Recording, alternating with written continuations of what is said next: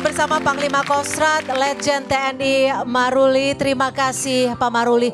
Wah seneng banget ya kalau dengar-dengar tadi apa saja sih tugas dan juga apa kinerja yang dilakukan oleh teman-teman dari Kostrat gitu ya. Di segmen ini kita lebih mengulik personal.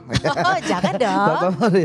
Oke, Pak Maruli kalau boleh tahu nih sebenarnya apa sih sewaktu muda dulu motivasi dari Pak Maruli untuk bergabung dan juga mengabdi kepada bangsa ini?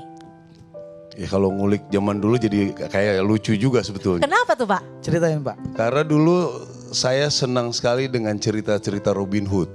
Oke. Jadi menolong masyarakat. Menolong masyarakat secara langsung gitu ya Pak Maruli ya. Jadi juga saya senang dengan cerita-cerita film di A-Team. Oh di A-Team, Ya, oke. jadi bantu-bantu masyarakat itu. Oke. Ya. Mau jadi yang mana Pak dulu kalau di A-Team Pak? Ya Hannibal Smith lah. Oke, keren. Nah itu yang jadi salah satu motivasi. Ya dan juga saya terkesan dengan Babinsa dulu. Jadi di tengah-tengah masyarakat itu kalau ada permasalahan itu zaman-zaman saya kecil tuh Babinsa yang menyelesaikan permasalahan. Oke. Nah, saya pikir boleh juga nih jadi tentara ini. Oke. Jadi karena lihat langsung berarti ya Pak Maruli ya? Betul. Oke. Nah. Tapi ngomong-ngomong soal Babinsa, saya ada hadiah untuk Bapak Maruli. Ini ada mana nih? Biasanya selalu ada nih dari Semarak Satria. Iya karena kalau ngomongin Babinsa ya memang itu kan yang terjun langsung dan juga bersentuhan langsung dengan masyarakat ya Pak Maruli ya.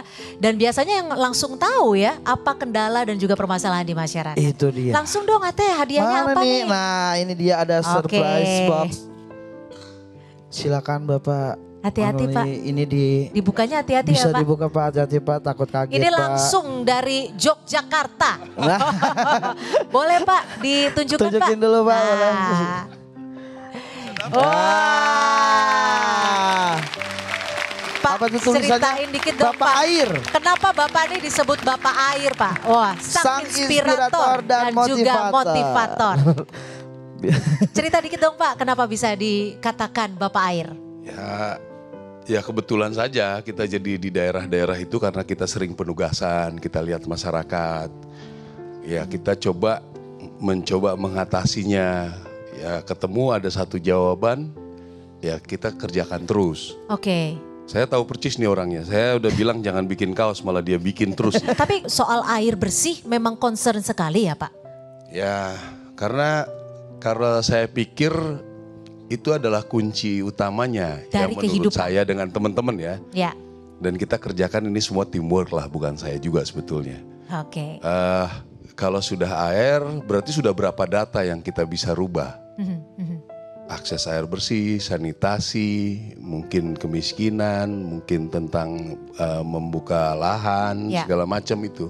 Ya. Jadi berentet semua itu dari air, itu yang memulai. Pak Maruli, tapi ngomong-ngomong soal hadiah ini, sebenarnya ini ada yang bawa khusus Pak. Iya nggak mungkin bukan dia datang sendiri kan ya. Ada yang bawa khusus, mungkin Bapak Maruli udah menebak-nebak siapa. Tebak Pak, kira-kira siapa Pak? Tebak siapa dulu, siapa? Udah mau gitu saya aja Pak Maruli. lupa sih bonek, ini namanya bonek aja taunya. Siapa yang bawa nih?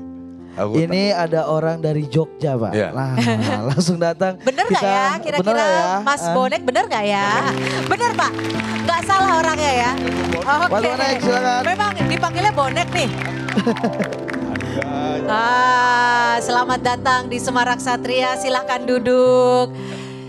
Jadi silahkan duduk Mas Bonek. Kedekatan seperti apa mungkin Mas Bonek? Selamat datang Mas Bonek. Wah.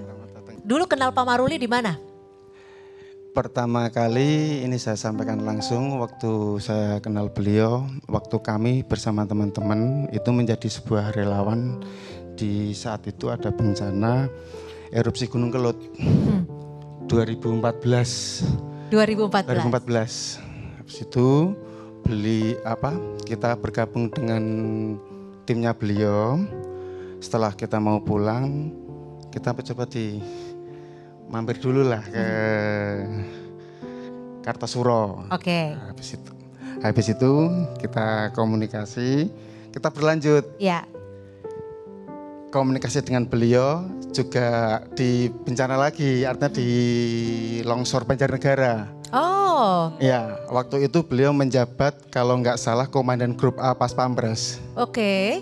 Nah, saya sampaikan melalui WA, izin komandan saya berada sama teman-teman di Banjarnegara, seperti itu. Nah, berjalannya waktu kami lanjut komunikasi dengan beliau, kami dikasih kesempatan untuk bisa menghadap beliau di Jakarta. Baik. Nah, beliau menanyakan ke kita dan teman-teman, apa kegiatan teman-teman selain relawan? Ya. Izin komandan, kami selain relawan, kami punya peternakan ikan hias, tapi kecil-kecilan. Tapi waktu itu juga teman-teman kan juga lumayan banyak, tim 5 ada sekitar 15 sampai 20. Habis itu, ya udah, kamu bisa nggak kamu kembangkan lagi itu? Siap komandan. Terus apa lagi? Oke. Mohon izin jadi komandan. ini ya diarahkan ya untuk usahanya juga ya, selain untuk sebagai relawan gitu ya Mas Bonek ya. Siap. Baik, baik. Oke. Kalau dari Pak Maruli gimana tuh tanggapannya tentang Mas Bonek selama ini kedekatannya juga? Langsung ya. Jadi ini saya sebenarnya background sekolah saya tuh Economic Community Development dulu. Oke. Saya juga ya sama dengan cerita yang awal membantu masyarakat itu kan. Ya saya pikir-pikir saya perlu praktek juga lah. Terjun langsung lah ya Pak Maruli. Terjun langsung gitu. Nah saya coba tawarkan ke dia gitu. Karena saya lihat dia punya motivasi dan komunitasnya juga relawan aja mau apalagi kerja kan gitu. Nah, dan saya berpikir juga para relawan ini biar bisa fokus dengan pekerjaannya dia harus punya rutinitas juga gitu. Kalau enggak nanti relawan-relawan terus ribut terus sama istrinya nanti. Gitu. Betul, gitu. betul. Jadi ya kita coba lah. Sekarang kamu udah ngurus berapa kolam saya udah nggak tahu lagi tuh. Waktu itu kami agak sedikit cerita. Beliau setelah kita ikan hias dan juga kami juga sempat memohon bahwa kita lihat di wilayah teman-teman yang tergabung dalam relawan kita kan banyak lahan-lahan yang kurang maksimal. Saya izin sama beliau, izin komandan kalau bisa kita minta bibit buah. Apa itu? Kates, saya bilang gitu. Pepaya, jenisnya California, saya masih ingat itu. Kita dikasih waktu pertama itu saya masih ingat tahap pertama 15.000, bahkan berjalannya waktu lebih dari 30.000. Oh dikasih nih langsung nih untuk dikembangkan gitu ya? Dikembangkan dan itu pun kita bagi untuk warga atau artinya kita satu kampung. Kita beri tepuk tangan dong untuk Mas Bonek melalui Pak Maruli menjadi berkah bagi masyarakat sekitar. Oke, ini kabarnya pulang dari Blitar ya? Saya pulang dari Blitar betul. Selesai dari Pati kami ke Nganjuk. Oke. Survei ke Blitar, tahu-tahu dapat telepon. Saya nggak tahu betul. Pak Maruli. Pak Maruli, tapi ini kan berarti sudah 9 tahun kurang lebih ya kenal dengan Mas Bonek. Apa sih yang membuat Pak Maruli ini bisa menjaga kedekatan, keeratan bahkan dengan masyarakat sipil?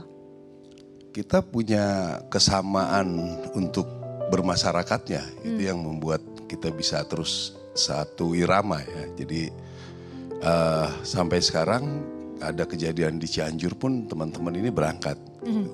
Sebenarnya saya protes juga kenapa pakai baju foto saya. Gitu. Saya udah bilangin jangan pakai tapi dia tetap aja bikin. Saya boleh minta satu gak Mas Bonek? Ini bikinnya dari internet tuh saya nggak kasih fotonya. Jadi itu kesamaan tekad itulah yang membuat kita bisa berjalan selama ini.